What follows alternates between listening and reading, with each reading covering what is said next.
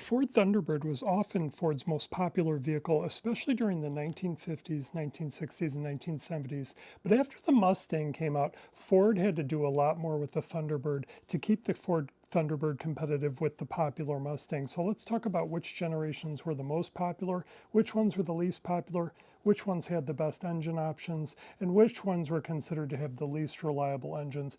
Now, it's a big misunderstanding on the difference between what Ford Thunderbird is the most collectible and what was the most popular. The most collectible would obviously be the first generation that had the Y-block engine, and they were surprised how popular when they switched it to a full back seat for the second and third generations that it became that popular. But really the best selling model is the seventh generation, as that's where they downsized it to the Mercury platform and they made it more, they actually lowered the price and gave more options. So the seventh generation is actually the answer if you're talking about the most sales.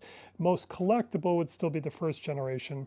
The most iconic is probably the second or third generation. This is when celebrities like Elvis drove one, politicians, celebrities. The second and third and fourth generation were considered the heydays, and it's also before the Mustang really took over the mainstream sales. And the Mustang, to be honest, was very surprising how popular it was. They made it, less expensive. They made it affordable for everybody. But even Ford executives were shocked how popular the Mustang was. So why was the Ford Thunderbird discontinued and why was the Mustang allowed to keep going? Well, there's sort of a simple answer is before the Mustang, the Ford Thunderbird was sort of the flagship vehicle where they tried out all their different V8 configurations. They went from the Y-block to the FE engines. They had the modular engines. They had the 2.3 Lima turbo engines. So there were so many different engine options, but essentially the Mustang sort of took the place as sort of the proving ground when they were testing engines.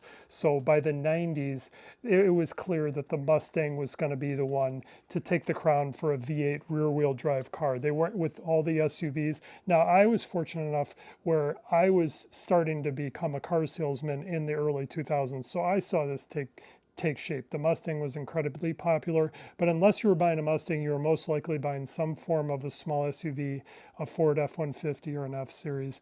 So there really was not the demand for the Thunderbird. Now, you could argue it's the most iconic vehicle that they ever had. And if it wasn't for the Mustang, there'd probably be a Ford Thunderbird still being produced today. So it's very unfortunate because the Thunderbird, they could still probably sell something like this today and it would still be very popular.